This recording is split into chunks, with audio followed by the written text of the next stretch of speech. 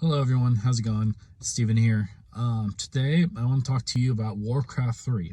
Now this was recently launched and let's say it was just a major disappointment. It had many bugs, glitches, and crashes along with false advertising. Now, back at BlizzCon 2018, they showed coverage, they showed animations, they showed gameplay about this great game that's going to happen. But just like every other game company, they lied. They lied about the gameplay, they lied about the animations, they lied about everything. Everyone expected the perfect game on launch, but no.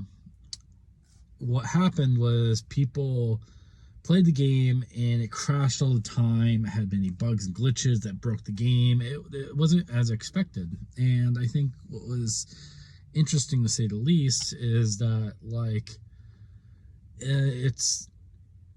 it had many things going up to, many details going up to leading up to it, but it just didn't have it. So I'm a huge fan of Blizzard. I love Blizzard. The Overwatch team is great. They listed the consumer, everything like that is amazing. But the thing that is not good is that the Warcraft 3 team just straight out lied. They showed this great gameplay and footage, and it wasn't up to stuff. And I think this is very disappointing. Also, if people wanted a refund, well, Blizzard denied them. And if people wanted to share where to refund, they would ban the people from the forums and maybe from Blizzard altogether. But it wasn't really fair, Blizzard, to do this. And I think that Warcraft 3 had lots of potential, but again, Blizzard is just like one of those greedy companies, BioWare, Bethesda, EA, you name them. They failed to live up to the point. And what's really disappointing is that I thought they were a good and moral company, but no, they're not. They lied to consumer, and you could consider this as false advertising. They showed gameplay, and people were expecting a great game, but no, it didn't. And a few days later, about a week afterwards, after the game launched, Blizzard actually sent out a message or an apology out to the public. And this thing that was striking me the most was the thing where it's like, oh, we're sorry you didn't have the experience you were expecting. I'm sorry, what? You didn't? Well, I did. Well, I expected great animations, great character details, great gameplay of what you shown at 2018. That was my expectation, but no. On day one, you launched a broken game that it didn't even match the character details in the trailer.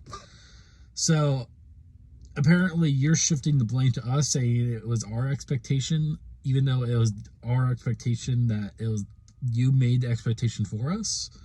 That didn't really make sense. Also, they're shifting the blame, saying it's our expectation that we failed to meet expectations of what we thought, instead of them making a bad game. You get how it goes here? It's just, I'm really mad because they're just blaming the system instead of themselves, and it's just, I don't like them.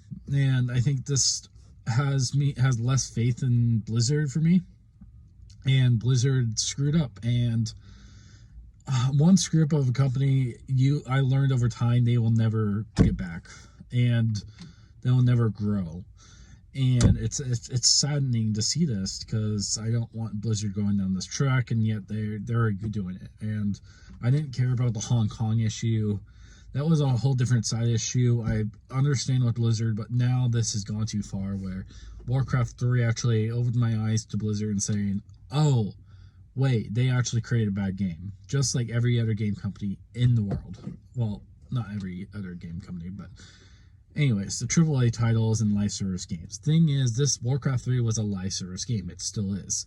Live service means it's unfinished, and it fails to meet the customer's expectations. And a good illustration I saw online about a live service game is that if you ever seen SpongeBob, it showed a picture of this mayor cutting the ribbon of unfinished road, and early access games are like that. And that's like with Warcraft 3. And I give you this unfinished road, and yet they're still working on it.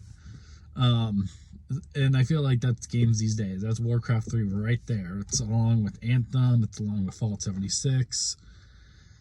Many games are like that, and it's kind of annoying that they're just fix it later. And another thing they said in the message is like, oh yeah, we'll be delivering more updates and patch notes and patch updates. I'm like, no, wrong. You should have fixed this before the game came out.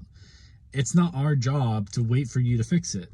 It's our job to expect that stuff on day one, because that's what we deserve. We gamers do not expect a buggy and unfinished product. They expect a full and finished product every single time. Like God of War, for example.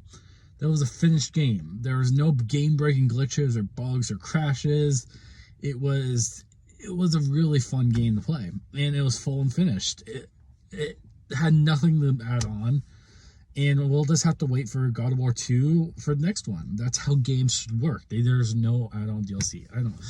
I'll explain that in a different video, but I also explained it in the past. But these are my thoughts on Warcraft 3 and why I'm so mad about this, because it's an unfinished game, and I think that Blizzard should not release unfinished games, and yet they did. And this makes me scared because Overwatch 2 is going to be the same thing, maybe. Especially Diablo 4. I saw the game belly for that, and it's overhyped, dude. Everything is overhyped. And I think Warcraft 3 is the best example of where people should not believe the gameplay they are seeing, and they just lie to consumers, and it's so annoying because it's not what people wanted.